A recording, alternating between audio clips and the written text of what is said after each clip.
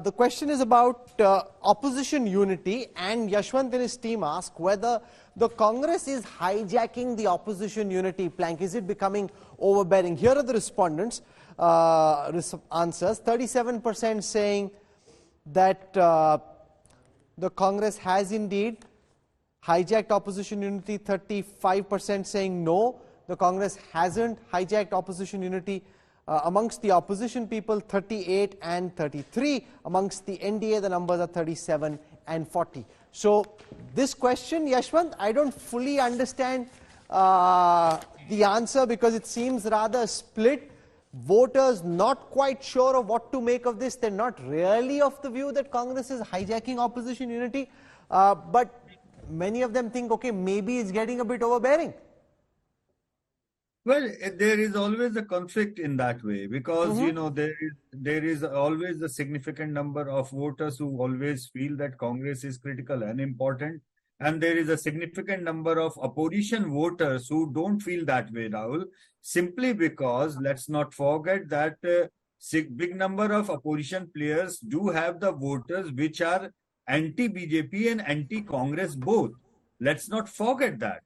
So this is a very critical thing to understand. Many of them have actually eaten up the complete Congress vote share and formed their party, but many of them still have the voters which continue to have anti-BJP and anti-Congress sentiments both with them. And they have been contesting against the Congress at the state level. So I don't really blame the voters for that kind of confusion. And at this point is the Congress beginning to get overbearing? Because Rahul Gandhi is back. I mean, Yashwant's data says he should be convener, so obviously the Congress will say, boss, we are the big deal, we are the big brothers here. I think, Rahul, that is one of the big questions. What role will the Congress play? Will it be the magnet attracting these forces, or is it going to be a domineering player? I don't think it can be. Remember, this is a party with 53 Lok Sabha seats. Yes, it's one Karnataka. Yes, it will go to Rajasthan, Madhya Pradesh, Chhattisgarh as the principal opposition to the BJP. Yes, it's got a larger footprint than all the other India allies, but it's going to have to do give and take. You see, that is the challenge. I think that's the question to ask, rather than who's the convener, who's going to be the face, is the Congress willing to reach out to these parties and recognize that you're going to have to compromise, possibly fight fewer seats than the Congress has ever done in the history of the party if it wants to really cement an India alliance. Bengal will be a good example, a test of this. Maharashtra will be a test. Delhi, Punjab, these are the areas. Uttar Pradesh, how much are you willing to concede? I think these are the challenges that this party will face at the moment, because one thing going for the Congress is, you know, once you reach 53, there's only one place you can go, most people believe, which is up. You can't be sure about that. Well, yes, but, you know, I think they recognize that, and I think the problem is there is still a section within the Congress which wants to call the shots. Now, how do you call the shots with people who have been chief ministers 3 times, like a Mamata Banerjee, Nitish Kumar, Arvind Kejriwal, all of whom are strong regional players? Is the Congress, how much space is the Congress willing to concede to these players, Rahul, I think is the critical question at the moment. So, has the Congress hijacked the opposition change? I would be reluctant to use the word hijack. Even in Mumbai, I'm told the meet is being organized by the Congress in tandem with NCP and Shiv Sena. Now, that hasn't happened too often in the past. Only Bengaluru was Congress organized. It will depend on who the convener is. That will give us a sense of whether the Congress is hijacked. Who's likely to be the convener right now? I think the Congress in an ideal position would like the convener's job, if not the chairperson. They would like to create a chairperson and a convener, take the chairperson's post.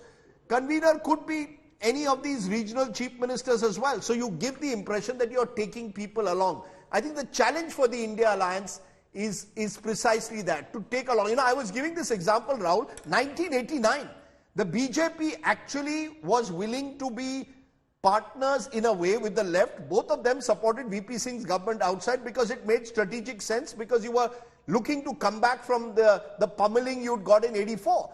The Congress is also looking to come back from 2 pummelings, and therefore may be more willing, Rahul, to actually sacrifice much more than they've ever done in any Indian election. And I think that is going to be the critical factor in the next 3 months. Do you trust the Congress at this moment, or do you not trust them? What's the sense on that? Rahul, if we hadn't trusted Congress or be it any other alliance, which is party which is part of this alliance, we would not have been part of the India alliance. And I think we should look at substantive moments where the alliance stood together, rather than again going by one or two leaders at a district or at a smaller level. When it mattered in the Rajya Sabha, the entire opposition came out with a historic vote. 102 has not happened in 52 years in the parliament against any government, but the opposition found the act together. The entire opposition met in Bangalore, very productive discussions. The name of the alliance was formed, and in Bombay also we are going to have a very productive meeting. So we are here because we believe in the idea of India alliance, and which is to save the country, to save the constitution, and to save the democracy of India from thugs of BJP. Okay, May I come in, Rahul? Sanju Verma, the Congress and the opposition party is holding together, much like the BJP would want them to disintegrate. So far, that hasn't happened. There will be the odd fissure, but so far they've largely held together and are building up to Mumbai. I want to say a couple of things. First and foremost, 2024 में आएगा तो मोदी ही. This Rahul Kanwal also knows. This Rajdeep Sardesai, much as he might want to not admit as much on national television, knows deep inside that there's no competition to the charisma and popularity of Prime Minister Narendra Modi. And I'll tell you a couple of things. And very quickly at that, you can keep here, discussing ऐसा होगा, वैसा होगा. दिल्ली का रास्ता लखनऊ से होकर जाता है. And the BJP last time in Uttar Pradesh in Lok Sabha 2019 got 49.98% vote share with 62 seats. The Congress was reduced to a measly 1 after Rahul Gandhi was booted out of Amethi. The point next to this that I again want to make is that just look at the recent elections in Tamil Nadu in 2021. If you recall Rahul and Rajdeep, the Tamil Nadu, Assembly constituency number is 234, and DMK gave the Congress only 25 seats to contest out of 234, which means that they gave away only 10.68% of the total number of seats. And do you think that these are the kind of people where they can't even give their alliance partner at least a respectable 20-25% seats to contest? Ye Lok Sabha mein they will allow any space to another party.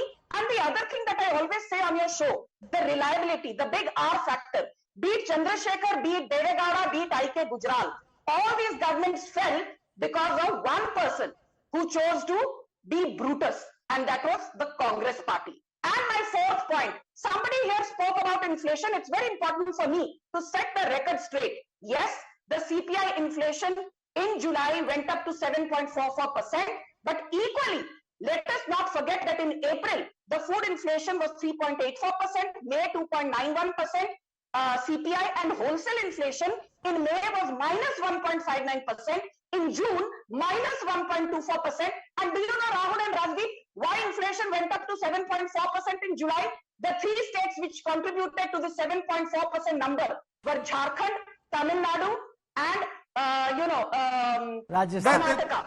Yeah, but that's not, that's again you're being economical. There are a number of BJP ruled states also where inflation was well above 7%. But let me for a moment, Sanju Verma, I don't want to fight with you, but Sanju Verma makes the point, and she's right. Historically, the Congress has been a kind of party which has had a very uneasy relationship with regional parties and has brought down coalition governments set up by non-BJP, non-Congress party. But the truth also is, if we look at the last 8 years, as the BJP becomes the dominant party of the country, allies have increasingly been marginalized and either left it or been forced out. JDU in Bihar, Shiv Sena in Maharashtra, the Akalis in Punjab, the TDP also, which was used, and you could argue that Chandrababu Naidu left them, but he felt he wasn't getting his due. Historically, whichever is the dominant party at the center, allies find it difficult to work with. I think Sanju Verma has to realize the larger arc. Today, the BJP is the party that these smaller parties are afraid of. That they don't, that they get intimidated by. I want to tell our viewers that this is just the Seawater snap poll on the political stock exchange. The big deal is the mood of the nation, which Yashwant and his team are carrying out at this time, which will be out next week.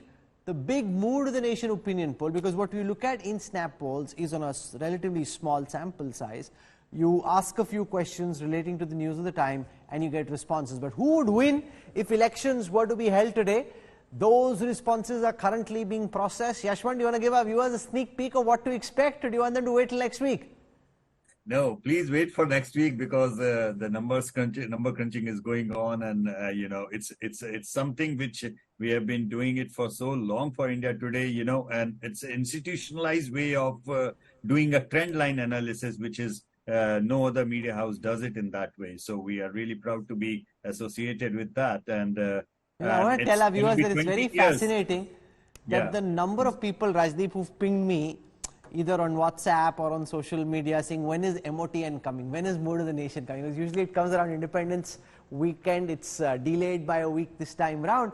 But everybody is very curious. Kab aa raha hai? Number kahan ho gaya? What happened? Because also, Rahul, I think what has happened, let's be also clear. If you looked at the early part of the year, the BJP was completely dominant. 2022 was a great year for the BJP electorally. Despite the slight setback in Himachal, the rest of the country, they were sweeping. Come 2023, they've lost Karnataka, and India alliance has come up. Manipur, Sanju Verma may not like it, but has been a debacle in terms of the BJP in perception. Northeast, an area where the BJP traditionally was seen to have done so much for. Manipur has again bust the double engine sort of theory. So the BJP also has reasons to worry about. I still believe, Sanju Verma will be happy to hear this, I still believe that the BJP is well ahead, has a clear advantage going into 2024. But things are changing in the last few months, which is why MOTN will be very interesting. We haven't even put out the MOTN numbers and the fireworks between Rajdeep and Sanju Verma already in third gear. They'll be in fifth gear by next week, and it will be fascinating. So you can already see from the wry smiles on the face of Aishwarya Mahadev and Jasmine Shah, this will be an exciting week. We're processing the numbers. Please don't call or message Rajdeep or me beforehand. We can't do a sideshow and let you know what the numbers are. You will have to wait for the official broadcast of the Mood of the Nation here on India Today, when we put out the numbers on who would win a general election if it were to be held today.